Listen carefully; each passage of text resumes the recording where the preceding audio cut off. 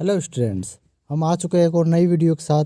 ये हमारा database management system का 6th पार्ट है, नॉर्मलाइजेशन। बहुत ही इम्पोर्टेंट चैप्टर है ये। और ये जो नॉर्मलाइजेशन है, इसका मतलब ही ये होता है कि डेटाबेस के अंदर जो डेटा है ना, इंफॉर्मेशन है, उनके जो रिडंडेंसी होती है उनको रिमूव करना। ठीक है, उसमें जो एनोमलीज होते हैं उनको रिमूव करना, ये नॉर्मलाइजेशन का काम होता है। नॉर्मलाइजेशन का सिंपल सा मतलब यही होता है कि डेटा को सही से रखना, मतलब उसमें कोई भी डुप्लीकेट डेटा ना हो और कोई उसमें एरर ना हो। वो सब सॉल्व कौन करता है? नॉर्मलाइजेशन। ठीक है, ताकि जो है डेटा एक दूसरे से रिलेशन बना सके सही तरीके से, और उसमें कोई भी एरर ना हो, उसमें कोई भी डुप्लीकेट डेटा ना हो। ओके, तो उसी को हम नॉर्मलाइजेशन कहते हैं। अब इसको और अच्छे से समझते हैं डिटेल में। देखिए, the process of normalization was first developed by E F Codd. E F Codd ने इस जो प्रोसेस है उसको डेवलप किया था पहले। Normalizing a logical database design involves organizing the data into more than one table।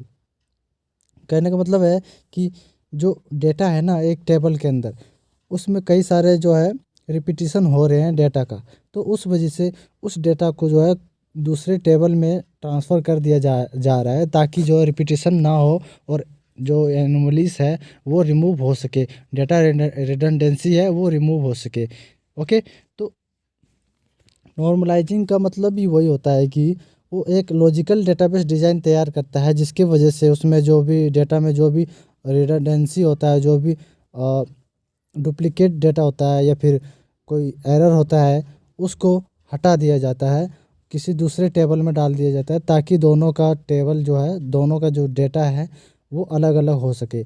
इसको मैं और अच्छे से समझाऊंगा बाद में, अभी पहले इतना समझिए। देखिए, logical structure of the database is designed so that basic operations on the database like insertion, deletion और updation can be performed without any problems। बिना किसी प्रॉब्लम्स के इंसर्ट, डिलीट, अपडेट कर सकते हैं उस डेटाबेस डिज़ाइन के अंदर। उस लॉजिकल स्ट्रक्चर इस तरह से तैयार किया जाता है। ठीक है, तो वो जो स्ट्रक्चर को तैयार करना है, उसमें नॉर्मलाइजेशन का इस्तेमाल करके उसका जो स्ट्रक्चर है वो और अच्छा सा तैयार हो जाता है। सो ठीक है, तो ये the basic normalization improves the performance by reducing redundancy in database tables. अब कोई डेटाबेस टेबल है, ठीक है, उसमें कई सारे डेटाज हैं, उसमें डुप्लीकेट डेटा है। रिडंडेंसी का मतलब ही होता है डुप्लीकेट डेटा। ओके, रिडंडेंसी का मतलब यही होता है डुप्लीकेट डेटा का होना, उसी को हम रिडंडेंसी कहते हैं। उस रिडंडेंसी को रिड्यूस करने के लिए, यानी हटाने के लिए, डुप्लीकेट डेटा को हटाने के लिए किसी दूसरे टेबल का इस्तेमाल करके उसको और डेटा रिडंडेंसी को रिमूव करने के लिए हम इस्तेमाल करते हैं नॉर्मलाइजेशन। ठीक है, नॉर्मलाइजेशन का मतलब ही यही होता है कि किसी, अगर कोई हमारे पास डेटाबेस है, उसमें कई डेटा रिडंडेंसी हो रही है, तो उस टेबल के अंदर, किसी एक ही टेबल के अंदर, तो उसे दो टेबल में डिवाइड कर दिया जाता है, ताकि दोनों का टेबल अलग अलग हो, उसमें डुप्लीकेट डेटा ना हो। ओके, तो इसका हम नॉर्मलाइजेशन बहुत ही इम्पोर्टेंट है, इसका आता ही है। इसको ऐसे भी आपके पास क्वेश्चन आ सकता है with example, explain in brief, ऐसे भी आ सकता है एक्सप्लेन इन डिटेल नॉर्मलाइजेशन। और ये 8 मार्क्स एंड 16 मार्क्स का भी हो सकता है। ओके, तो ये आपको पहले, अगर आप इसको अच्छे से समझ जाते हो तो आप अपने हिसाब से इसको लिख सकते हो। ज़रूरी नहीं है बुक का जो लैंग्वेज है उसी को छाप दो। ठीक है, तो आप अपने हिसाब से भी लिख सकते हो, क्योंकि बहुत ही ईजी है। और इसमें मैंने आपको बता रखा है कि जिस तरह मैंने अभी आपको एग्जाम्पल के माध्यम से, टेबल का माध्यम से बताया, तो आपके दिमाग में छप जाना चाहिए कि टेबल एक बनाना है हमें।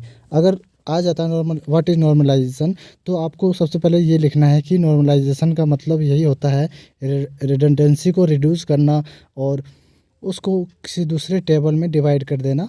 ठीक है, और रिडंडेंसी जो है उसको रिमूव कर देना। एनोमलीज का मतलब भी वही होता है, अगर डबल डेटा आ जाता है या फिर किसी मतलब मान लीजिए इंसर्ट करने में या अपडेट करने में डिलीट करने में कुछ प्रॉब्लम हो जाती है, जिसके वजह से एनोमलीज होते हैं, जिससे उसी को एनोमलीज कहा जाता है। एनोमली और क्या होता है अच्छे समझेंगे बाद में। तो ये सब आपको समझ में आ चुका है, तो आप क्या करोगे, पहले टेबल बनाओगे, फिर उसमें एग्जाम्पल भी जोड़ दोगे। तो बस व्हाट इज़ नॉर्मलाइजेशन, इतने में आप लिख दोगे, कितने 4-5 मार्क्स का आंसर आप लिख दोगे, जितना मैंने अभी आपको बताया। ओके, रिलेशन आप देखिए, with using the relation as base, relation is the problem of modification anomalies. This can be classified into insertion anomaly, deletion anomalies and update anomalies. इसमें 3 anomalies होती हैं, insert, delete and update। क्योंकि इस आगे हम देखते हैं क्या है ये सब। डेटाबेस मॉडिफिकेशन एनोमलीज, देखिए आगे ना एनोमलीज होता क्या है, देखिए समझिए। Changing the data in some relations can have undesirable consequence called modification anomalies. Anomalies can be eliminated by changing the structure of the relation. कोई हमारे पास एक स्ट्रक्चर है डेटाबेस डिज़ाइन का, उसका जो स्ट्रक्चर है उसको करना चेंज हो जाता है, किसके वजह से, एनोमलीज की वजह से। उसी को एनोमलीज कहा जाता है। उसको मैं अच्छे से समझाता हूँ। देखिए, तो इसमें जो ये क्या बोल रहा है कि anomalies can be eliminated by changing the structure of the relation. There are 3 types of modification anomaly. इसका जो changing the structure of relation का मतलब यही है कि अगर मॉडिफिकेशन को हमें रिमूव करना है, मतलब कहने का मतलब है अगर रिडंडेंसी को हमें रिमूव करना है, डुप्लीकेशन को हटाना है किसी टेबल के अंदर, तो उसके जो रिलेशन को हमें चेंज करना पड़ेगा। मतलब कोई दूसरा टेबल हमें बनाना पड़ेगा, दूसरी एंटिटी लेनी पड़ेगी, उसके अंदर उस एट्रीब्यूट्स के एज ए प्राइमरी की ले करके जो दूसरा टेबल है उस एज ए प्राइमरी की काम करेगा, किसका पहला वाला जो टेबल है उसका प्राइमरी की, ठीक है। और उसमें जो ऐड करना चाहते हैं, जो डुप्लीकेट डेटा है उसे हम उसमें डाल देंगे उस दूसरे टेबल में, ठीक है। तो इससे हमारा क्या होगा, रिडंडेंसी हट जाएगी किसी एक टेबल में से। ओके, तो ये जो हमारा मॉडिफिकेशन है एनोमलीज का, इसी को कहते हैं डेटाबेस मॉडिफिकेशन एनोमलीज। ओके, तो इसके 3 तरह के होते हैं ये हमारे पास एनोमलीज। देखिए, ये हमारे पास एक एग्जांपल है, एक्टिविटी नाम का कोई एंटिटी है, इसके अंदर ये टेबल है हमारा, SID है हमारा, स्टूडेंट ID होगा, कुछ भी ID है हमारे पास एक, जिसे हम प्राइमरी की कहेंगे, ठीक है, क्योंकि ये यूनिक है। ओके, तो एक हमारा एक्टिविटी है जो कि स्कीइंग, स्विमिंग, स्क्वैश, स्विमिंग ये सब है, और फ़ी है उसकी इतनी, ठीक है। तो इसको हम चलते हैं, देखते हैं क्या है। देखिए, deletion anomaly, insertion and updation, 3 तरह के एनोमलीज होती है। अब देखिए डिलीशन एनोमली कैसे काम कर रहा है। देखिए, suppose that each activity has a fixed fee that is the same for all students. If we delete the tuple for the student 100, we lose not only the fact that student 100 is scare but also the fact that swimming is fee is $200। This is called as deletion anomaly. अब वही कहने का मतलब यह है कि मान लो एक कि यहाँ पे जो स्टूडेंट ID 100 है, 100 है, ठीक है। इस स्टूडेंट ID पर स्कीइंग है, इसके एक्टिविटी कौन सी है, स्कीइंग है, जिसकी प्राइस है ₹200। और यहाँ पर उसी ID पर एक और एक्टिविटी होगा, स्विमिंग मान लो, ठीक है। जो मैं आपको बता रहा हूँ बस उतना आपको समझना है। स्विमिंग नाम का कोई दूसरा एक्टिविटी भी उसी स्टूडेंट ID के पास है और उसका भी प्राइस है 200, ठीक है। तो ऐसे में क्या होगा कि स्टूडेंट ID जो 100 है और उसमें 2 डेटा है, डेटा रिडंडेंसी कहलाएगा ये हमारा, क्योंकि इसमें डेटा जो है डुप्लीकेट हैं, मतलब किसी एक ID पर कोई एक एक्टिविटी होनी चाहिए, बट इसमें 2 डेटाज हैं। इस वजह से इसमें क्या होगा, अगर किसी एक को डिलीट करना चाहेंगे तो उसमें जो स्टूडेंट ID जो 100 है, ये सबका पूरा का पूरा दोनों को दोनों एक्टिविटी को ही डिलीट कर देगी, ठीक है। तो यही चीज़ बताना चाह रहा है, उसी को हम कहते हैं डिलीशन एनोमली। कहने का मतलब ये है किसी एक एक्टिविटी को डिलीट करने के चक्कर में कोई दूसरा भी एक्टिविटी डिलीट हो जा रहा है, उसी को हम कहेंगे डिलीशन एनोमली। और इसको सुधारने का बस एक ही तरीका है, वो क्या है, इसका अलग से एक टेबल क्रिएट कर देना, उस डेटा को जो डुप्लीकेट डेटा है उसको उस टेबल में डाल दिया जाए। इस वजह से क्या होगा कि डेटा रिडंडेंसी नहीं रहेगी और डिलीशन एनोमलीज भी नहीं रहेगी, चाहे वो कोई सा भी एनोमली हो, ठीक है, चाहे डिलीशन हो, चाहे इंसर्शन हो, चाहे अपडेशन एनोमली हो। तो इसका जो सॉल्यूशन है वो ये है। बट इसमें अभी सिर्फ ये बताया है कि प्रॉब्लम क्या है, डिलीशन एनोमली किसे कहते हैं, मैंने आपको समझा दिया है। ओके, अब इंसर्शन एनोमली देखिए। Suppose we want to store the fact that scuba driving fee $175, we cannot enter this data into the activity relation until student takes up scuba. अब एक स्कूबा नाम का कोई मान लो यहाँ पर एक्टिविटी ऐड करना चाह रहे हैं हम, ठीक है, जिसकी फ़ी है $175। ओके, इंसर्शन का मतलब यही है कि हम यहाँ पर अगर कुछ एक्टिविटी को ऐड करना चाह रहे हैं तो उस एक्टिविटी को ऐड करने के लिए हमें पहले स्टूडेंट आईडी की ज़रूरत पड़ेगी, है ना। उसके बाद उसमें मतलब SID, चाहे स्टूडेंट आईडी हो चाहे कोई सा भी आईडी हो, पता नहीं मुझे, तो वो जो आईडी है उसकी ज़रूरत पड़ेगी। पहले कोई नया आईडी बनेगा उसके लिए, अगर हमें स्कूबा को ऐड करना है एक्टिविटी को। तो अब स्कूबा एक्टिविटी को ऐड करेंगे, उसके बाद फ़ी ऐड होगा, ठीक है। तो इसमें इन्होंने क्या बोला है इंसर्शन में कि डायरेक्ट हम स्कूबा का ड्राइविंग फ़ी 175 मतलब फ़ी डायरेक्ट ऐड करना चाह रहे हैं, तो जिसके वजह से ये इंसर्शन एनोमली कहलाएगा। Okay, we can not enter this data into the activity relation until a student takes up scuba, this is called insertion anomaly. अब वही कह रहा है कि without adding student ID and activity हम उसका फ़ी ऐड नहीं कर सकते हैं। सही बात है कि नहीं। अगर मान लीजिए कोई एक स्टूडेंट है, ठीक है, उसका एड्रेस है, ठीक है, कोई आता है स्टूडेंट बोलता है कि मेरा एड्रेस ऐड कर लो, ये भी कोई बात हुई। उसका जब नाम ही नहीं है, स्टूडेंट की आईडी ही नहीं है, स्टूडेंट का नाम ऐड ही नहीं है, तो उसका एड्रेस ऐड करने से क्या फ़ायदा, उसी को एनोमलीज कहा जाता है। ओके, समझ चुके हैं।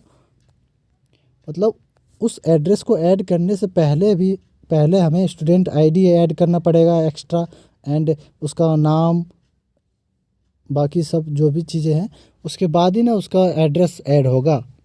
वही चीज़ बता रहा है कि फ़ी को ऐड करने से पहले जो है हमें एक्टिविटी को ऐड करना पड़ेगा, और या फिर स्टूडेंट आईडी ऐड करना पड़ेगा, तब जाके फ़ी ऐड होगा, यानी इंसर्ट होगा। तो बिना उसको ऐड किए ये जो फ़ी है 175 इंसर्ट नहीं कर सकते, उसी को हम कहेंगे इंसर्शन एनोमली। ओके, अब हम चलते हैं आगे। अपडेशन एनोमली क्या होता है, बहुत ईजी है। Suppose we want to change the fee of swimming activity from $150 to $250। अब स्विमिंग एक्टिविटी है हमारे पास एक, ये स्विमिंग एक्टिविटी की बात कर रहा है कि $150 है, ठीक है, इसको हम चेंज करना चाहते हैं किस में, $250 में। Okay, for this change we are faced with either the problem of searching the activity relation to find every tuple with swimming activity and changes the fee from 150 to 250, और the possibility of producing an inconsistent result. The fee of swimming may 150 in one place and 250 in another. This is called a updation anomaly. अब कहने का मतलब ये है कि एक तो 150 आईडी का भी स्विमिंग है, ठीक है, जिसका 150 फ़ी है, जिसे हम अगर हम इसमें भी देखिए, ध्यान से देखिए, एक SID है, उस आईडी के अंदर दो स्विमिंग है, ठीक है। आपको ये नहीं देखना है कि इसमें आईडी अलग अलग है, स्विमिंग भी अलग है, ठीक है। तो आपको बस ये एग्जांपल देना है कि एक आईडी के अंदर दो एक्टिविटीज़ हैं स्विमिंग नाम के, ठीक है। अगर किसी एक स्विमिंग का 150 फ़ी है, अगर उसको आप चेंज कर देते हो $250 के अंदर, तो उसका जो दूसरा वाला एक्टिविटी है उसी आईडी का स्विमिंग का, वो भी ऑटोमेटिकली चेंज हो जाता है, जिसके वजह से अपडेशन एनोमली जनरेट होती है। ओके, क्योंकि हमें बस सिर्फ एक स्विमिंग का ही फ़ी हमें अपडेट करना था, बट ये जो है दूसरा स्विमिंग वाला जो फ़ी है वो भी अपडेट हो चुका है बिना अपडेट किए ऑटोमेटिकली। उसी को हम कहेंगे अपडेशन एनोमली। ओके, किसी एक स्टूडेंट आईडी के अंदर अगर दो दो डेटा सेम है, उसी को तो हम डेटा रिडंडेंसी कहते हैं। तो नॉर्मलाइजेशन का मेन मकसद यही होता है, डेटा रिडंडेंसी को रिमूव करना। कैसे? दो टेबल बना करके, मतलब उसको डिवाइड करके। ठीक है, तो एक टेबल में जो है एक स्विमिंग होगा, दूसरे टेबल में दूसरा स्विमिंग हो जाएगा। ठीक है, और अगर किसी एक टेबल को चेंज करते हो तो दूसरा टेबल वाला जो स्विमिंग है वो चेंज नहीं होगा। इसका सॉल्यूशन ये है। ठीक है, तो जो मैं साथ साथ जो आपको इसका सॉल्यूशन में बता रहा हूँ इसका एनोमली का। ठीक है, एनोमली को हटाने के लिए अपडेशन एनोमली में क्या है समझ चुके हैं आप, कि अगर किसी एक आईडी में दो दो एक्टिविटीज़ हैं सेम नाम के, अगर किसी एक एक्टिविटी को चेंज करते हैं तो दूसरा भी चेंज होगा ही होगा। सिंपल सी बात है, क्योंकि वो उसी आईडी के अंदर आ रहा है। ठीक है, तो इस वजह से क्या हो रहा है कि अपडेशन एनोमली जनरेट हो रहा है। उसको सॉल्व करने के लिए मैंने आपको बता दिया है। ओके, अब हम आगे चलते हैं। Problems arising out of bad database design. अगर आपका डेटाबेस डिज़ाइन जो है गलत है तो उसमें क्या क्या प्रॉब्लम्स आ सकती हैं, ये तो आप अपने हिसाब से बना के भी लिख सकते हो। जैसे इन्होंने बताया रिडंडेंसी हो सकता है, मतलब उसमें डुप्लीकेट डेटा हो सकती है। वेस्टेज ऑफ स्टोरेज स्पेस, मतलब उसमें जो स्टोरेज है उसका वेस्ट हो रहा हो, क्या पता कि वहाँ पर जो स्टोरेज है वो खाली मतलब ये हो रहा हो कि उसमें स्टोरेज बच जा रहा हो, कई स्टोरेज।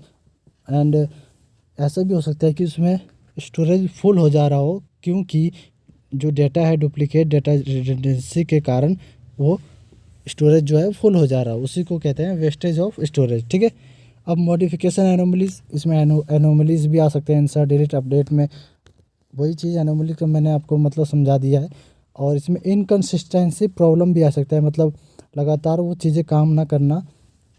ठीक है, कॉम्प्लेक्स स्ट्रक्चर ऑफ टेबल का जो स्ट्रक्चर है वो कॉम्प्लेक्स हो सकता है, जिसकी वजह से हमारा ये बैड डेटाबेस डिज़ाइन तैयार हो जाता है। ठीक है, मतलब अगर कोई एक ख़राब डेटाबेस डिज़ाइन है, ठीक है, कोई एक ख़राब डेटाबेस है तो उसके अंदर ये सारी प्रॉब्लम्स होंगी, क्योंकि वो उसका जो डिज़ाइन है उसका उसी तरह से किया गया है, जिसके वजह से उसमें ये सारी चीज़ें प्रॉब्लम्स हो रही हैं।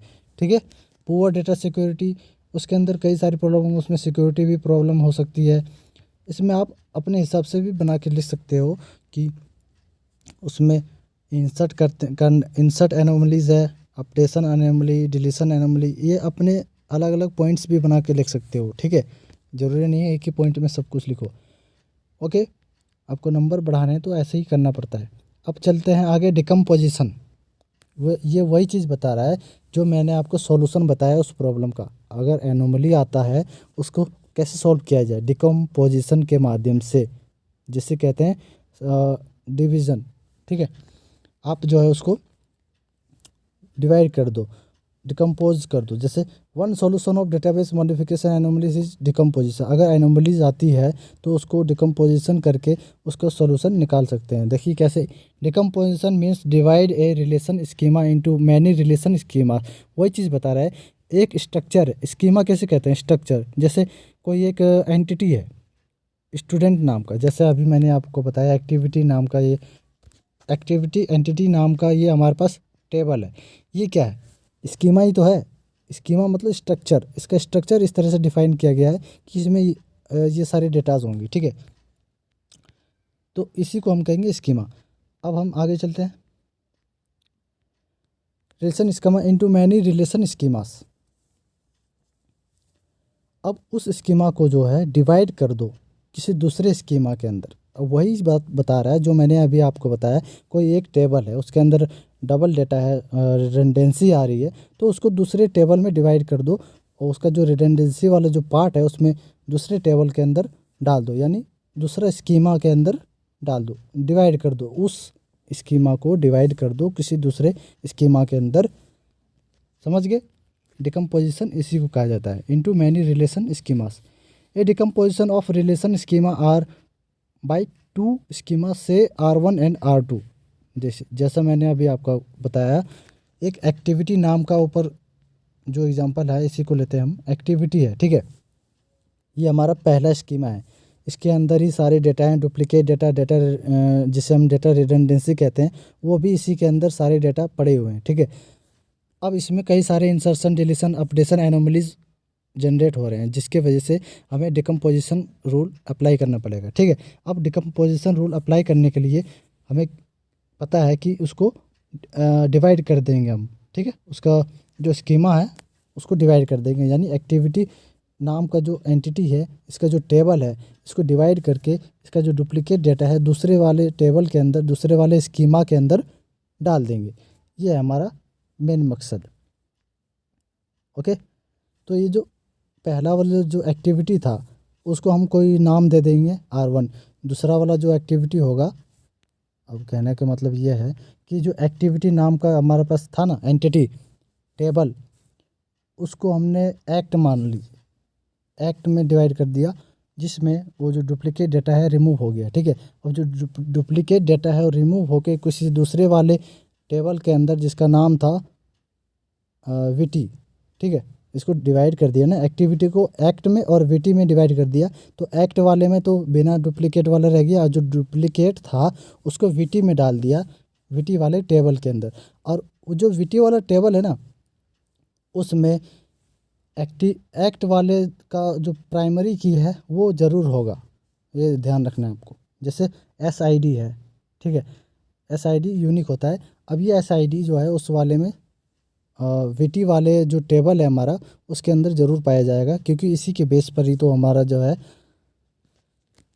पता चलेगा कि कौन से वाले एक्टिविटी जो है कौन से स्टूडेंट का है, ठीक है।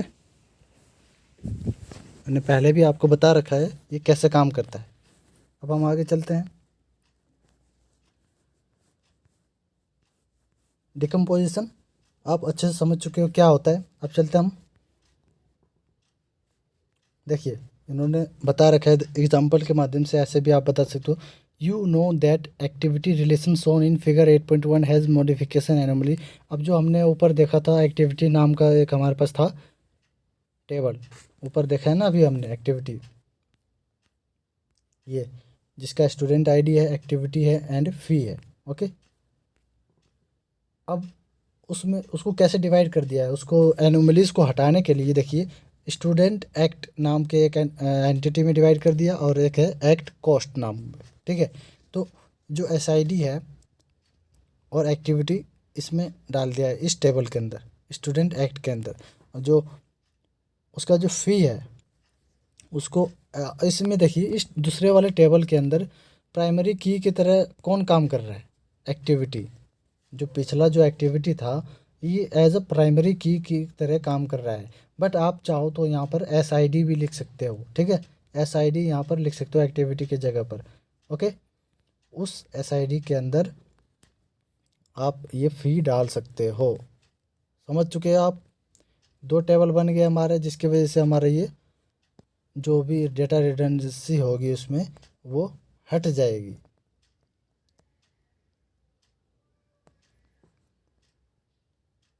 ओके, अब हम चलते हैं आगे। देखिए, no deletion anomaly, no insertion anomaly, no updation anomaly. अब जैसे देखिए डिलीट करने पे भी कोई एनोमली नहीं जनरेट होगा, मतलब कोई भी एरर नहीं होगा। Now we can delete the tuple for the student 100 from the two act relation and we can not lose the fact that skiing fee is $200। अब जो स्टूडेंट एक्ट नाम का कोई टेबल है, इसमें से हमें डिलीट करना है किसको, 100 को, ठीक है। अगर हमें स्टूडेंट 100 को डिलीट करना है बट हमें उसका फ़ी को डिलीट नहीं करना था, तो हम क्या करेंगे, स्टूडेंट एक्ट के जो दो टेबल हमने बनाए हैं जिसके वजह से हमारा डिलीशन एनोमली जनरेट नहीं हो सकता है, अब इसको डिलीट करोगे ना तो इसका फ़ी जो है डिलीट नहीं होगा। जो 200 जो फ़ी है इसका एक्टिविटी का, ये डिलीट नहीं होगा। सिर्फ ये स्टूडेंट आईडी जो एक्टिविटी है ये डिलीट हो जाएगी। ठीक है, पहले क्या होता था कि अगर एक ही टेबल में होता जिसमें अगर किसी मतलब स्टूडेंट आईडी को आप अगर डिलीट कर देते तो इसका फ़ी भी साथ में डिलीट हो जाता। ठीक है, बट आप चाहते हो कि फ़ी डिलीट ना हो तो आपको जो है इसका डिकम्पोजिशन करना पड़ेगा। इसी को कहते हैं और नो डिलीशन एनोमली। ओके, क्योंकि इसमें डिलीट करने पे कोई भी एनोमली मतलब नहीं हो रहा है, जिसकी वजह से मतलब कोई एक चीज़ डिलीट करना चाह रहे हैं तो वो वही सिर्फ डिलीट हो, कोई दूसरा डिलीट ना हो, उसी के कहते हैं no deletion anomaly. Okay, no insertion anomaly में वही बात है कि अगर 175 एक्ट कॉस्ट में अगर डिलीट इंसर्ट करना चाहते हो तो वो इंसर्ट हो जाएगा सिंपली। अपडेशन में आप अपडेट कर लो 150 टू $250 में। ठीक है, इसमें कोई दिक्कत नहीं है, इसमें आप डायरेक्ट इस टेबल के अंदर आप अपडेट कर सकते हो, बाकी आपका सेम रहेगा। ओके, अब देखिए नॉर्मलाइजेशन का डेफिनेशन बता रखा है इन्होंने कि normalization is the process of decomposing a set of relations with anomalies to produce smaller and well structured relations that contain minimum redundancy और no redundancy and minimum insertion deletion and updation anomalies. वही चीज़ बता रहा है कि अगर कोई एक डुप्लीकेट डेटा होता है, उस डुप्लीकेट डेटा को हटाना, और अगर कोई एनोमलीज प्रोड्यूस होता है चाहे वो इंसर्ट करते समय हो या अपडेट या डिलीट करते समय, तो उसको रिमूव करना, उस एनोमली को रिमूव करना ही नॉर्मलाइजेशन कहलाता है। समझ गए नॉर्मलाइजेशन का मेन मकसद क्या होता है। अब हम चलते हैं नॉर्मलाइजेशन का ऑब्जेक्टिव क्या होता है, इसका गोल क्या होता है। नॉर्मलाइजेशन का अभी तक हमने जितना पढ़ा है साफ साफ आपको समझ में आ गया होगा नॉर्मलाइजेशन का ऑब्जेक्टिव है क्या। ठीक है, आप इसमें पॉइंट्स को तोड़ मरोड़ के कई सारे डिवाइड में मतलब कई सारे पॉइंट्स इसको बना सकते हो। तो देखिए, to provide a formal framework for analysing relation schema based on their keys and on the functional dependency among their attributes. उसके जो जो नॉर्मलाइजेशन है उसमें हम क्या कर रहे हैं कि जो स्कीमा है उसके जो प्राइमरी की है उसके बेस पे हम जो है इसको एट्रीब्यूट्स को जो है डिवाइड कर रहे हैं, उसके स्कीमा को डिवाइड कर रहे हैं। ठीक है, to free the collection of relation from undesirable insertion update and deletion dependencies. अब वही बता रहे हैं कि इंसर्ट डिलीट और अपडेट करने में जो हमारे पास एनोमली आता था उसे हम जो है उसे रिमूव करने का इसका मेन जो है ऑब्जेक्टिव होता है नॉर्मलाइजेशन का। ठीक है, to make the relation model more informative to user के लिए जो है वो बहुत ही इन्फॉर्मेटिव होना चाहिए, क्योंकि अगर कोई एक यूज़र आता है एक्सेस करता है वो डेटा चाहता है स्विमिंग का फ़ी। ठीक है, तो उसमें दो दो अगर स्विमिंग होंगे डुप्लीकेट रिडंडेंसी के कारण तो यूज़र को जो है कंफ्यूज हो जाएगा। ठीक है, इसके वजह से डिकम्पोजिशन की मदद से हम उसको जो है नॉर्मलाइजेशन के मदद से हम उसे दो टेबल में डिवाइड कर देंगे, जिससे क्या होगा कि वो जो यूज़र है आसानी से समझ जाएगा इस टेबल में ये इसका फ़ी है, दूसरे टेबल में उसका वो फ़ी है, क्यों है वो भी समझ जाएगा। ठीक है, तो ये होता है हमारा नॉर्मलाइजेशन। मेन ऑब्जेक्टिव यही है हमारा, यूज़र को इंफॉर्मेशन देना, मतलब अच्छे से मतलब कोई भी उसमें उसको एरर ना मिले। ठीक है, to reduce the need for restructuring the relations as new data types are introduced. अगर कोई नया डेटा टाइप का उसमें इंसर्ट करना चाह रहे हैं तो उससे हम स्ट्रक्चर को रिड्यूस कर सकते हैं। ठीक है, ये हमारा ऑब्जेक्टिव्स ऑफ नॉर्मलाइजेशन कंप्लीट हो गई हमारी। इसमें आप अपने तरीके से पॉइंट्स को बना सकते हैं जितना भी है। मैंने आपको अभी समझाया है कि डुप्लीकेट डेटा को हम रिमूव करते हैं एंड एनोमलीज़ को भी रिमूव करते हैं, और कौन कौन से एनोमलीज़ हैं वो सब भी लिख सकते हो इसके पॉइंट्स में। मतलब आप जो है पॉइंट इसको बढ़ा चढ़ा के लिख सकते हो। अगर हम आगे हम चलते हैं, अब नॉर्मलाइजेशन हमें क्यों ज़रूरी है, वाई नॉर्मलाइजेशन इज़ नेसेसरी। देखिए, normalization is necessary when creating commercial database application consider the following poorly defined table 8.1। Data को रिडंडेंसी जो होता है, डेटा का रिडंडेंसी उसको रिमूव करने के लिए, इनकन्सिस्टेंसी को रिमूव करने के लिए आप इसमें एक्स्ट्रा पॉइंट लिख सकते हो क्या कि एनोमलीज को भी रिमूव करने के लिए। ओके, एक्स्ट्रा पॉइंट हो गया ना। अब मैंने जितना अभी आपको समझाया है ना उसका मेन मकसद यही था कि अगर कोई भी क्वेश्चन बन के आ जाता है तो आपको उसे सॉल्व करने का अच्छे से तरीका पता हो, क्योंकि आपको अच्छे से समझ में आ चुका है नॉर्मलाइजेशन का मतलब क्या होता है, डिकम्पोजिशन मतलब क्या होता है, एनोमलीज क्या होती है, डुप्लीकेट डेटा रिडंडेंसी क्या होती है। ठीक है, ये सब आपको अच्छे से समझ में आ चुका है, तो आप जो है समझ लीजिए कि आपको नॉर्मलाइजेशन चैप्टर कंप्लीट आ चुका है। ओके, तो आप जो है सिर्फ एग्जाम्पल का सहारा लेते हुए आगे एग्ज़ाम में बस लिखते जाइएगा, बस और कुछ नहीं। जैसे जैसे क्वेश्चंस होंगे उस हिसाब से आप जो है उसका आंसर देते जाइए बस। अब जैसे जैसे इन्होंने बताया वाई नॉर्मलाइजेशन नेसेसरी, अब क्यों ज़रूरी होता है, फिर से वही बात आ गई, जितना अभी हमने पढ़ा है वही सारी चीज़ें इसमें डाल दो, बस ख़त्म।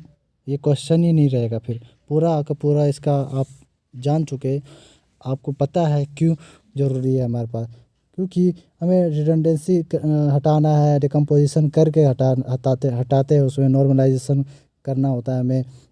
नॉर्मलाइजेशन करने से क्या होता है, हमें यूज़र को जो अट्रैक्टिव डिटेल्स मिल जाता है उसको। ये सब चीज़ें आप जो अपने हिसाब से बना के भी लिख सकते हो, जितना मैंने अभी आपको समझाया है बस वही चीज़ें हैं इसमें। जैसे देखिए डाटा रिडंडेंसी पॉइंट होगी हमारी, दूसरा इनकंसिस्टेंसी को हटा देता है, मतलब कंसिस्टेंट बना रहता है उसका जो भी डेटा है। ठीक है, उसका रिलेशन बना ही रहता है, उसमें कोई भी एरर नहीं आता है। ओके, अनफोर्सिन स्केबिलिटी इश्यूज़ का मतलब होता है अवॉइड अननेसेसरी कोडिंग। अननेसेसरी मतलब कोई फालतू का कोडिंग करने से ज़रूरी नहीं है। आप इस पॉइंट के जगह पे आप एनोमली ऐड कर लीजिएगा, कोई भी आपके नंबर नहीं काटेंगे। ओके, एनोमलीज, और उसके बाद एनोमली के कितने टाइप के होते हैं, 3 टाइप के। अब कौन कौन से होते हैं सबको डिफाइन कर सकते हो आप इसमें, सिंपल सी बात है, नेसेसरी में आप ये सारे पॉइंट्स लिख सकते हो। ओके, एडवांटेज में भी आपको पता है क्या क्या एडवांटेज है, नेसेसरी एडवांटेज सब एक दूसरे से मिलते जुलते हैं। ओके, अब हम चलते हैं फंक्शनल डिपेंडेंसी क्या होती है। देखिए ये भी बहुत ही आसान है, मैं आपको सही से समझाता हूँ। देखिए, a functional dependency is a relationship between attributes. Suppose that given the value of one attribute, we can obtain the value of another attribute. For example, if we know the value of customer account number, we can obtain the value of customer balance. We say that customer balance is functionally dependent on customer account number. अब वही बता रहे कि इसका मैं आपको simple सा एकदम तगड़ा सा एग्जांपल बता देता हूँ। जैसे एक टेबल है स्टूडेंट नाम का, ठीक है।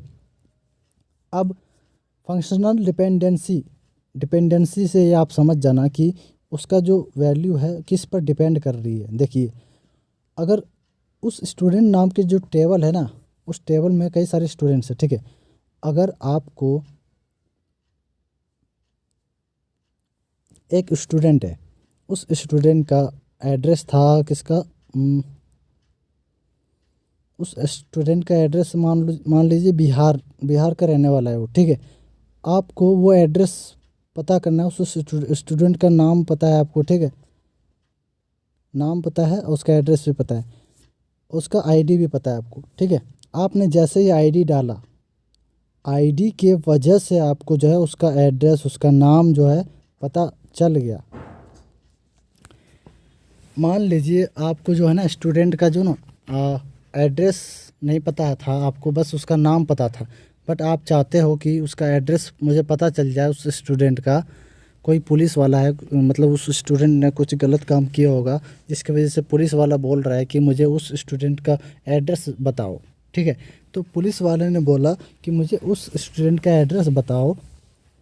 तो अब जो है जो डेटाबेस को मैनेज कर रहा है, मतलब जो एक्सेल चला रहा है, वो एक्सेल शीट में टेबल के अंदर पहले उस स्टूडेंट आईडी को देखेगा, ठीक है। पुलिस वाले को ना सिर्फ स्टूडेंट आईडी पता है, क्योंकि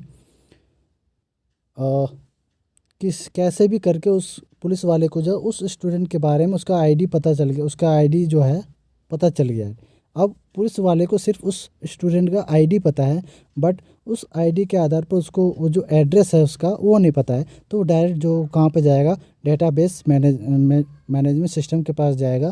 फिर वहाँ पर वो जो मैनेजर है वो चेक करेगा एक्सेल शीट में, चाहे वो उसी को तो हम डेटाबेस कहते हैं, वो डेटाबेस में चेक करेगा कि पहले वो स्टूडेंट आईडी डालेगा, ठीक है। स्टूडेंट आईडी डालते ही उसका एड्रेस पता चल जाएगा उस पुलिस वाले को। तो क्या होगा कि अब इसमें क्या हुआ, फंक्शनल डिपेंडेंसी हो गई ना। वो जो एड्रेस कहाँ से मिल गया उसको, किसी एक एट्रीब्यूट के मदद से कोई दूसरा एट्रीब्यूट हमें मिल जा रहा है, जो इन्फॉर्मेशन मिल जा रहा है, उसी को हम कहेंगे फंक्शनल डिपेंडेंसी। और इसमें जो एग्जांपल दिया है इन्होंने वही, ये भी सही है। जैसे एग्जांपल में दिया है इन्होंने कस्टमर अकाउंट नंबर। अगर आप कस्टमर अकाउंट नंबर बता दोगे, ठीक है, उस अकाउंट नंबर के आधार पर आपका बैलेंस भी पता चल जाएगा, है कि नहीं। उस अगर आप कोई आपको आप एक स्टूडेंट हो, आपको अपना बैंक का बैलेंस नहीं पता है, तो आप जो है क्या करोगे कि उसको डेटाबेस को मैनेजमेंट को बताओगे कि मुझे अपना बैलेंस जानना है मेरे अकाउंट का। तो सब डेटाबेस क्या आप जो है उसको बताओगे अकाउंट नंबर, ठीक है। अब अकाउंट नंबर के आधार पर जो है आपको बैलेंस भी पता चल जाएगा, ठीक है। तो यही चीज़ वो बता रहा है इसमें कि किसके ऊपर डिपेंड है, वो जो आप जो इन्फॉर्मेशन मांग रहे थे कि आपका जो बैलेंस है वो कितना है, वो कैसे पता चला, अकाउंट नंबर की वजह से। अब वो जो डिपेंडेंट किस पे है, पूरा अकाउंट नंबर पे था, ठीक है ना। वो जो इन्फॉर्मेशन आप चाह रहे हो वो किस पर फुल्ली डिपेंडेंट है, अकाउंट नंबर पर। यही हमारा फंक्शनल डिपेंडेंसी कहलाती है। ओके, आप इसको ऐसे अपने लैंग्वेज में लिख सकते हो। यही है हमारा फंक्शनल डिपेंडेंसी। जैसे total price equals to item price multiply number of items. अब टोटल प्राइस निकालना है तो आइटम ऑफ प्राइस और नंबर ऑफ आइटम्स दोनों को मल्टीप्लाई करने पर ही निकलेगा, ठीक है। ऐसे ही वो चीज़ है हमारा। ओके, ये देखिए एग्जांपल, कंसिडर एक्टिविटी नाम का कोई हमारे पास ये है। आपको जो मैंने एग्जांपल बताया है ना, आप बस वही एग्जांपल जो है टेबल के फॉर्म में छाप दीजिए एग्ज़ाम में बस। और बाकी कोई भी बुक आपको देखने की भी ज़रूरत नहीं पड़ेगी, ये सब करने की आपको ज़रूरत ही नहीं पड़ेगी। ओके, अब हम चलते हैं आगे। ये चैप्टर में बस जितना मैंने अभी आपको समझाया है ना, उतना अगर कर लेते हो ना, ये चैप्टर आपके लिए कुछ भी नहीं है, हो जाएगा। और ये जो नॉर्मल फॉर्म है ये भी आ जाता है एग्ज़ाम के अंदर, तो आपको सिर्फ इसका डेफिनेशन कर लेना है बस, ठीक है। और इसमें कुछ नहीं है, ठीक है। नॉर्मल फॉर्म में आपको बस ये 5 तरह के नॉर्मल फॉर्म्स होते हैं, इसको मैं आपको बता देता हूँ। जैसे a relation is send to be in particular normal form if it is satisfies a certain specified set of constraints. Let us consider first normal form.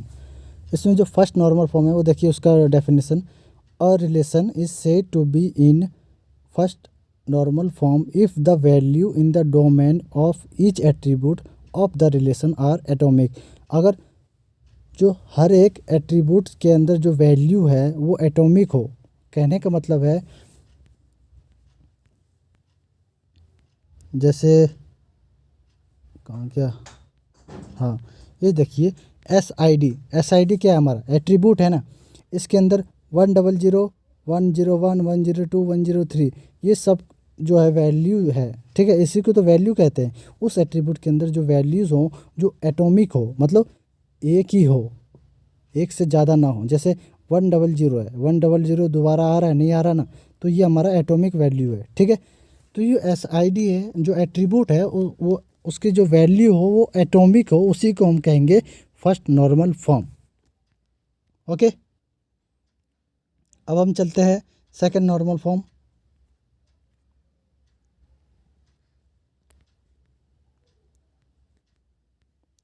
A relation is in second normal form if it is इन, अब देखिए चाहे कितने भी normal form हो, उससे पहले वाला जो नॉर्मल फॉर्म है ना वो ज़रूर होगा उसके अंदर, ठीक है। अब जैसे फर्स्ट नॉर्मल फॉर्म था वो तो सिंपल सा था, फर्स्ट था इसलिए। अब सेकंड वाले में क्या है, फर्स्ट वाला ज़रूर होगा, ये ध्यान रखना है आपको। ऐसे ही थर्ड वाले में सेकंड वाला नॉर्मल फॉर्म जरूर होगा, फोर्थ वाले में थर्ड वाला जरूर होगा, ऐसा ध्यान रखना आपको, ठीक है। अ relation is in second normal form if it is in first NF and every non key attribute is fully dependent on primary key. अब देखिए सेकंड नॉर्मल फॉर्म किसे कहते हैं, मैं शॉर्टकट में बता रहा हूँ।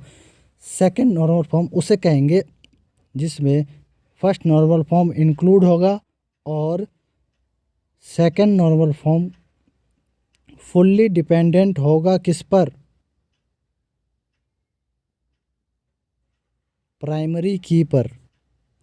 सेकंड जो नॉर्मल फॉर्म है ना, जो एट्रीब्यूट्स हैं जितने भी, वो प्राइमरी की पे ऊपर की के ऊपर पूरा डिपेंडेंट होंगे। अगर कोई दूसरा डिकम्पोजिशन आप टेबल बनाते हो तो वो प्राइमरी की के आधार पर ही वो टेबल बनेगा। जैसे मैंने अभी आपको पहले समझाया था कि कोई एक दूसरा टेबल बना रहे हैं तो उसका प्राइमरी की होना ज़रूरी है, वो हमारा सेकंड नॉर्मल फॉर्म को डिनोट कर रही है। समझ रहे हो ना क्या बोल रहा हूँ मैं। सेकंड नॉर्मल फॉर्म सबसे पहले आपको लिखना है कि फर्स्ट नॉर्मल फॉर्म उसके अंदर हो, और दूसरी बात यह है कि सेकंड नॉर्मल फॉर्म में क्या होगा कि प्राइमरी की के ऊपर ही डिपेंडेंट होता है ये second normal form. Every non key attribute, जो नॉन की एट्रीब्यूट होते हैं वो पूरा डिपेंडेंट किस पर होते हैं, प्राइमरी की पर। अब जो प्राइमरी की है और नॉन की है, नॉन की का मतलब क्या है समझ रहे हो आप। जैसे मैं आपको बताता हूँ, यहाँ देखिए कहाँ गया, हाँ देखिए नॉन की यहाँ पर क्या है, मेजर और फी। देखिए यहाँ पर तीन एट्रीब्यूट्स हैं, एसआईडी, मेजर एंड फी। अब इसमें प्राइमरी की क्या है, एसआईडी है, ठीक है। और नॉन की का मतलब ये हुआ कि प्राइमरी की को छोड़ करके जो बचे हुए हैं वो हमारा नॉन की कहलाता है। जैसे मेजर और फी जो है हमारा, ये दोनों एट्रीब्यूट्स नॉन की के अंदर आएंगे, और ये दोनों एट्रीब्यूट्स किस पे डिपेंडेंट होंगे, प्राइमरी की पर। अगर प्राइमरी की ना हो तो इसमें कई सारे मैथ हैं, कई सारे इंग्लिश सब्जेक्ट हो सकते हैं, कई सारे फीस हो सकते हैं सेम टाइप के। तो इसमें हम जो है उसके प्राइमरी की के आधार पर ही इसका जो डेटा है वो हम समझते हैं कि कौन सी आईडी पर क्या वैल्यू है, ठीक है। तो इसका जो प्राइमरी की है वो इम्पोर्टेंट होता है सेकंड नॉर्मल फॉर्म में। बाकी के जो एट्रीब्यूट्स हैं वो पूरा डिपेंडेंट किस पे होते हैं, प्राइमरी की पर, ठीक है। नॉन की एट्रीब्यूट जो होते हैं वो पूरा डिपेंडेंट होते हैं प्राइमरी की पर। अगर प्राइमरी की ना हो तो अगर आप इंसर्ट डिलीट करना चाहो इस मेजर और फी वाले एट्रीब्यूट्स के अंदर, नॉन की एट्रीब्यूट्स के अंदर, तो वो डिफ़िकल्ट हो जाता है। क्योंकि अगर किसी एक मैथ में अगर आप इंसर्ट करते हो फ़ी की वैल्यू, तो दोनों के दोनों मैथ में चेंज हो जाएगा। अगर आपके पास एसआईडी मतलब प्राइमरी की नहीं है तब, ठीक है। अगर आपको पता है कि प्राइमरी की है तो उस प्राइमरी की के अंदर जो मैथ वाला है उसको आप चेंज करोगे तो सिर्फ वही वाला चेंज होगा। ओके, तो ये हमारा सेकंड नॉर्मल फॉर्म में क्या होता है कि पूरा का पूरा जो है नॉन की एट्रीब्यूट जो है पूरा पूरा डिपेंडेंट होते हैं प्राइमरी की के ऊपर। समझ चुके। अब हम चलते हैं थर्ड नॉर्मल फॉर्म के ऊपर। और रिलेशन इसमें भी वही होगा, पहले सेकंड नॉर्मल फॉर्म होगा ही होगा, ठीक है। If and only if it is in 2NF and every non key attribute is non और transitively dependent on the primary key. अब जो है इसमें ये ध्यान रखना है कि जो थर्ड नॉर्मल फॉर्म है वो प्राइमरी की के ऊपर जो है नॉन ट्रांजिटिवली डिपेंडेंट हो। हर एक नॉन की एट्रीब्यूट मतलब जो प्राइमरी की के अलावा जो एट्रीब्यूट्स हैं वो टोटली क्या हो कि नॉन ट्रांजिटिवली डिपेंडेंट हो किसके ऊपर, प्राइमरी की के ऊपर। मतलब प्राइमरी की के ऊपर ही डिपेंडेंट हो, बट कैसे, नॉन ट्रांजिटिवली, ठीक है। ये आपको ध्यान रखना है। ओके, अब बॉयज़ कोड क्या है, boys code normal form BCNF जिसे कहते हैं, मस्ट 3NF लेफ्ट सुपर की। अब कहने का मतलब ये है कि इन, जैसे मैंने आपको लिखा हुआ है यहाँ पर नोट में, इन boys code normal form if every determinant is a candidate key. इसमें क्या है, बॉयज़ नॉर्मल फॉर्म में क्या है, आपको अगर आ जाता है व्हाट इज़ BCNF अगर 2 नंबर का आ जाता है, बस आपको ये डेफिनेशन लिखना होता है। In Boyce Codd normal form every determinant is a candidate key. इसमें क्या होता है कि हर एक डिटर्मिनेंट जो है वो एक कैंडिडेट की कहलाता है बॉयस नॉर्मल फॉर्म में। जैसे यहाँ देखिए, और relation is in BCNF if every determinant is a candidate की। हर डिटर्मिनेंट जो है वो एक कैंडिडेट की होगा, उसी को BCNF कहा जाता है। ओके, फोर्थ नॉर्मल फॉर्म में क्या होता है देखिए, और relation is in 4NF if it is in BCNF। अब जो पहला वाला जो है वो तो होगा ही होगा, ठीक है। उसके बाद देखिए, and has no multi valued dependencies. इसमें जो है कि मल्टी वैल्यू डिपेंडेंसीज नहीं होगी, मतलब हर किसी एट्रीब्यूट्स के ऊपर डिपेंडेंट ना होगा, किसी एक एट्रीब्यूट के ऊपर ही डिपेंडेंट होगा जो कोई भी एट्रीब्यूट होंगे, ठीक है। इसका मतलब ये हुआ, a relation is in 4NF if it is in BCNF and has no multi value dependencies. ये आपको अच्छे से याद कर लेना है। अब 5th NF कर सकते हो या नहीं भी कर सकते हो, आप इसको छोड़ दीजिए इसको। ये नॉर्मल फॉर्म जो है ना, इसके बस आप डेफिनेशन कर लीजिए, और जो मैंने आपको शुरू के जो 2 पॉइंट्स अच्छे से एक्सप्लेन किया है, first NF and second NF, वो अगर आ जाता है नॉर्मल फॉर्म क्या होता है, तो आपको सबसे पहले वो दोनों पॉइंट्स जो है अच्छे से डिटेल में एग्जांपल के साथ जो है एक्सप्लेन करना है, ठीक है। और थर्ड फोर्थ का जो नॉर्मल फॉर्म है, फिर उसका जो है सिर्फ डेफिनेशन लिख दोगे, बस इतना ही बहुत है, ठीक है। अब हम चलते हैं आगे, द डेटाबेस डिज़ाइन प्रोसेस। अब डेटाबेस को डिज़ाइन करने के उस क्या क्या प्रोसेस होते हैं देखिए। The design process consist of 2 parallel activities. The first activity involves the design of the data content and structure of the database. The second relates to the design of the database application. These two activities strongly influence to each other. सबसे पहले ना आपको database को अगर design करना है तो सबसे पहले उसका रिक्वायरमेंट जानना पड़ेगा, क्या क्या चीज़ें उसमें ज़रूरी हैं। उस डेटाबेस को तैयार करने के लिए मेन मकसद क्या है, उसमें क्या क्या चीज़ें होने ज़रूरी हैं। अगर कोई ऑर्गेनाइजेशन बोलता है आपसे मुझे एक ऐसा डेटाबेस चाहिए जिसके अंदर ये हो, वो चीज़ हो, ये सब चीज़ हो, तो ये सब क्या चीज़ है, ये रिक्वायरमेंट है ना। तो रिक्वायरमेंट को एनालाइज करना ही सबसे पहला स्टेप है डेटाबेस को डिज़ाइन करने के लिए। डेटाबेस को डिज़ाइन करने से पहले ये जानना ज़रूरी होता है उसका रिक्वायरमेंट्स क्या क्या है, ठीक है। आप इसको अपने लैंग्वेज में भी लिख सकते हो, ठीक है। इसमें ज़रूरी नहीं है कि जो बुक में वही छाप दो, ओके। अब कॉन्सेप्चुअल डेटाबेस डिज़ाइन, दूसरा पॉइंट क्या है, कॉन्सेप्चुअल डेटाबेस डिज़ाइन में क्या होता है, उसका कॉन्सेप्ट क्या है। जैसे अगर कोई ऑर्गेनाइजेशन बोलता है कि मुझे ऐसा डेटाबेस डिज़ाइन चाहिए जिसके अंदर अगर कोई यूज़र सिर्फ इसको टाइप करता है तो उसके साथ उसके पास जो ये ऑप्शन आ जाने चाहिए, ये सब क्या है, ये कॉन्सेप्चुअल डेटाबेस डिज़ाइन कहलाता है।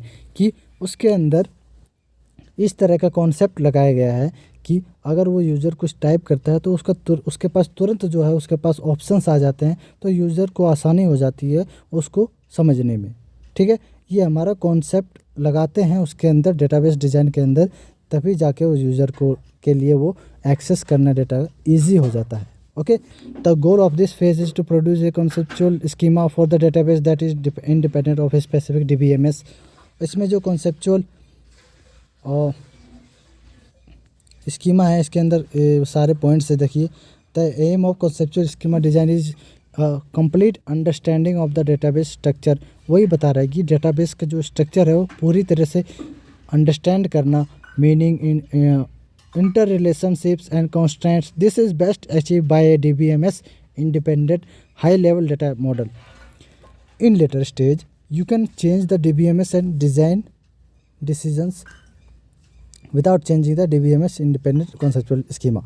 इसमें क्या होता है कि इस तरह से इसको डिज़ाइन किया जाता है कि अगर आप कोई स्कीमा को चेंज कर रहे हो तो उसका जो मेन जो डेटाबेस है वो चेंज ना हो, इस तरह से वो डिज़ाइन हो, ठीक है। इजी टू अंडरस्टैंडेबल हो, इस तरह से डिज़ाइन किया जाए कि अंडरस्टैंड करना इजी हो जाए। ठीक है, डायग्रामेटिकली उसको डिज़ाइन किया जाए ताकि जो यूज़र है वो भी अच्छे से समझ सके। अब हम बी वाला पॉइंट है हमारा ट्रांजैक्शन एंड एप्लीकेशन डिज़ाइन, ये आप छोड़ सकते हो। Choice of DBMS, third point आ जाता है हमारा चॉइस ऑफ डीबीएमएस। डीबीएमएस का मतलब हो गया डेटाबेस मैनेजमेंट सिस्टम, जो एक सॉफ्टवेयर होता है उसका चॉइस करना कि उसके अंदर किस कितने टाइप के जो सॉफ्टवेयर लगेंगे उसको प्रोड्यूस करने में, उसमें कॉस्ट क्या लगेगा, मेंटेनेंस कॉस्ट क्या होगा, हार्डवेयर कॉस्ट क्या लगेगा, personal cost, training cost, operating cost.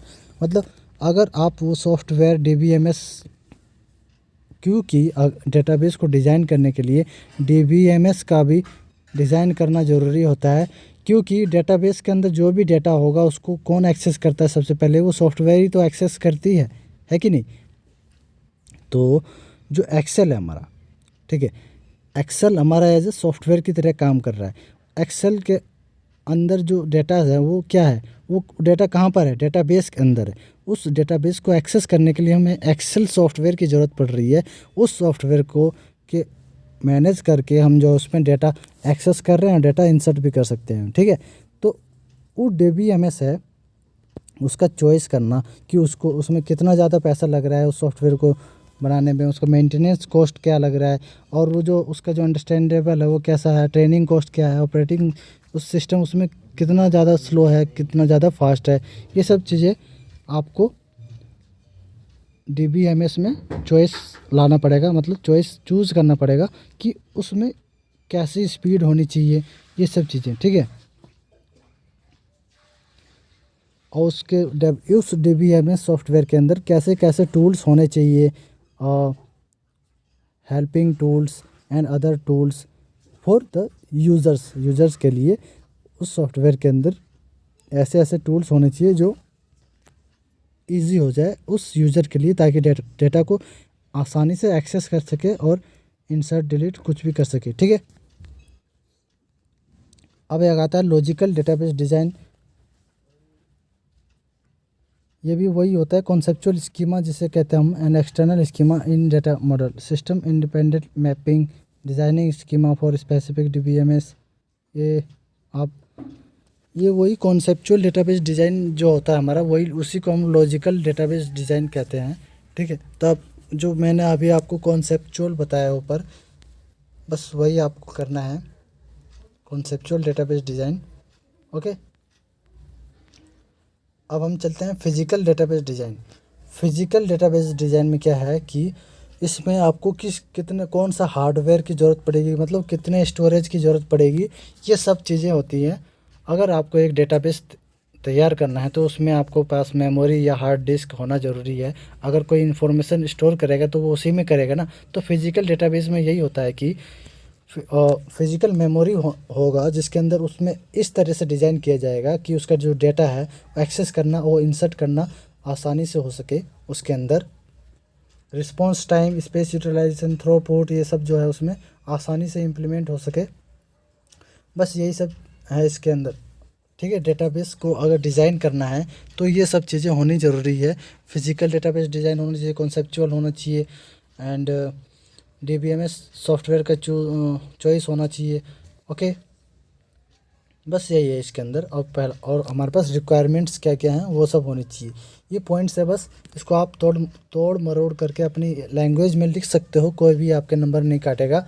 Okay, सिर्फ बुक वाला छाप करके आप कभी नहीं कर पाओगे। ठीक है, आपको समझना आना चाहिए। जो भी मैंने अभी आपको समझाया है वो अगर आप समझ जाते हो तो आप जो एग्ज़ाम में फोड़ दोगे, तोड़ दोगे। ठीक है, ओके, सो थैंक यू। अगर वीडियो अच्छी लगी हो तो लाइक ज़रूर करें, शेयर ज़रूर करें। ओके, शेयर करें ज़रूर, चाहे वो किसी भी यूनिवर्सिटी से हो। ओके, और मेरी वेबसाइट पर आप डायरेक्ट विजिट कर सकते हो विदाउट मेरे यूट्यूब चैनल पर आए। ठीक है, आपको डायरेक्ट जो मेरे वेबसाइट पे जाना है, बस वहाँ पर आप टॉपिक वाइज, सीरियली वाइज सब कुछ आपको अवेलेबल हो जाएगा। जो भी जैसा भी आपको मन करे बस उस टॉपिक पे क्लिक कीजिए, आपका जो है वो वीडियो आ जाएगा उसी में, और उसी में आपको नोट्स भी मिल जाएंगे और PDF नोट्स जो भी होंगे, कोडिंग लैंग्वेज मतलब कोडिंग जो भी होगी वो भी आपको मिल जाएगी। ओके, और भी उसमें कई सारे फैसिलिटीज़ हैं, फंक्शंस हैं, वो भी आपको उसी में वेबसाइट के अंदर ही मिल जाएगी। ओके, तो थैंक यू।